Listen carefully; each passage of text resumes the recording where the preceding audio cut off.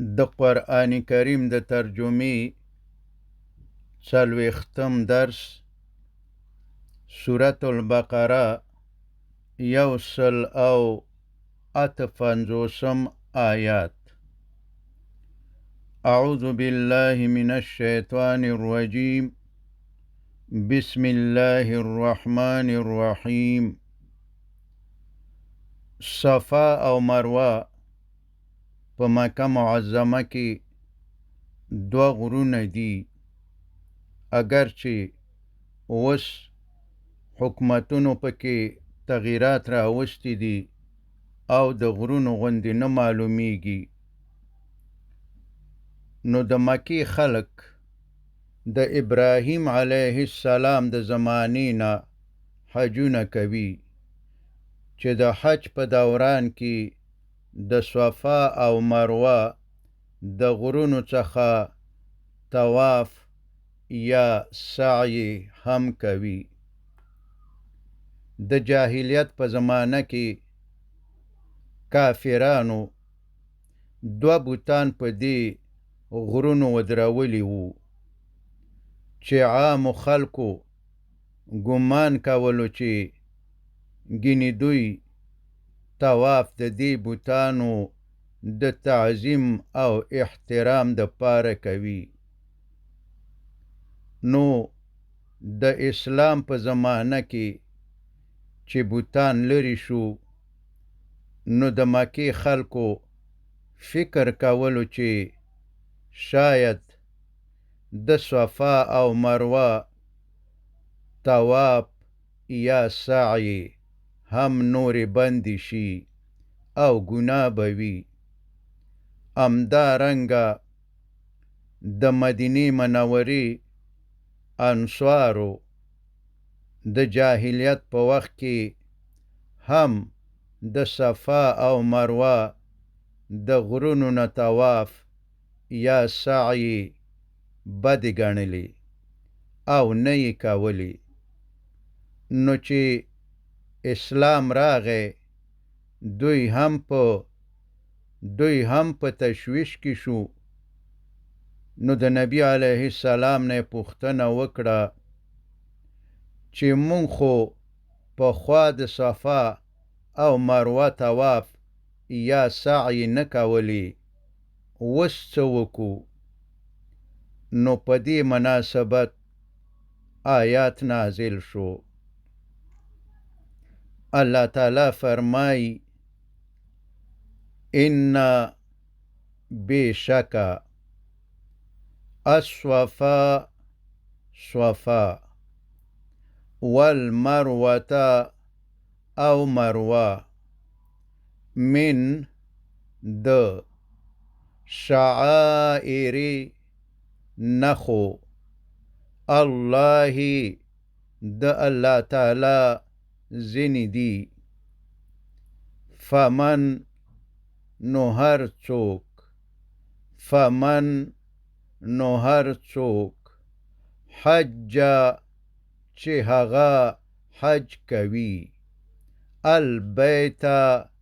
د بیت الله شریف، او اعتمر یا عمره کوي، فلا نو نشتا جناح گناه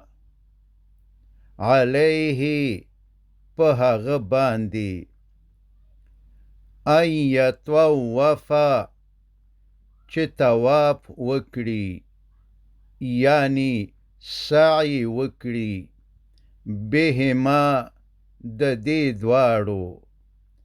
یعنی د صفا او مروه سعی ګناه نه ده، نه پخوا د بوتانو د احترام د پاره وي او نه اوس، بلکې دا د حج د پاره دي او واجب دي. ومن او څوک تطوع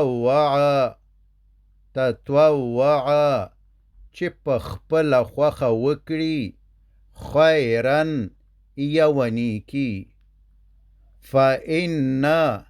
نو بشکا الله تعالی شاکرون قدردان یعنی شکر قبلون کے علیم او خ عالم دے انا بشکا الذین آغا خلق یکتمون چه اغوی پټوي ما آغا څه انزلنا چه نازل کړي دي مونږ من البینات د ښکاره دلیلونو والهدى او هدایت ځنې من بعد ما ورستا د هغې بیناه چې بیان کړي دي مونږ هغه للناس خلقو یعنی بنی اسرائیلو تا فی الکتاب پا کتاب یعنی تورات کی اولئیکا دغ خلق یلعنهم لعنت کوي پدوی الله تعالی ویلعنهم او لعنت کوي پدوی اللاعنون لعنت کون کی الا مگر الذین آغا خلق تابو چه توبه وباسی و اصلحو او ځان اصلاح کړي و بینو او حق بیان کړي فاولئک نو دغه خلق اتوبو علیهم زد دوی توبه قبلوم وانا او زه التواب خطوبه قبلون کے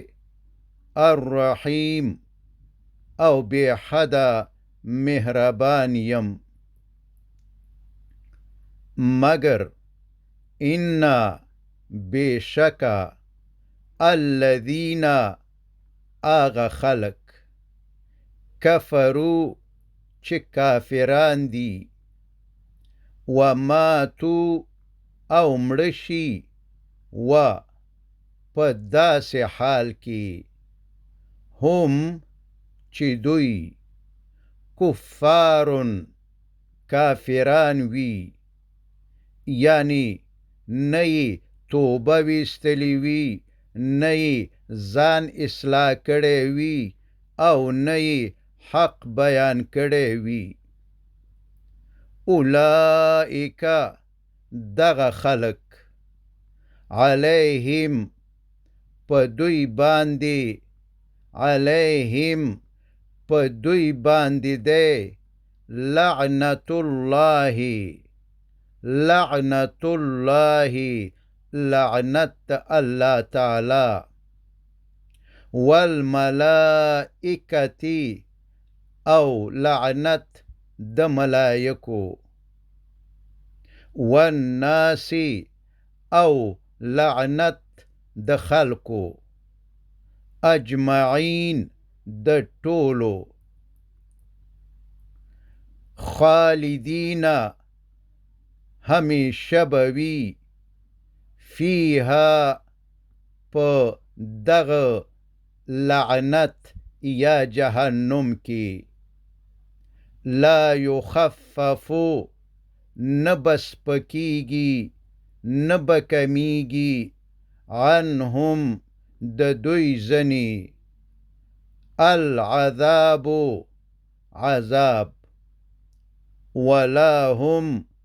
او نب دویتا ينظرون مهلت ورکول کیږي. وصلى الله تعالى على خير خلقه محمد وآله وأصحابه أجمعين.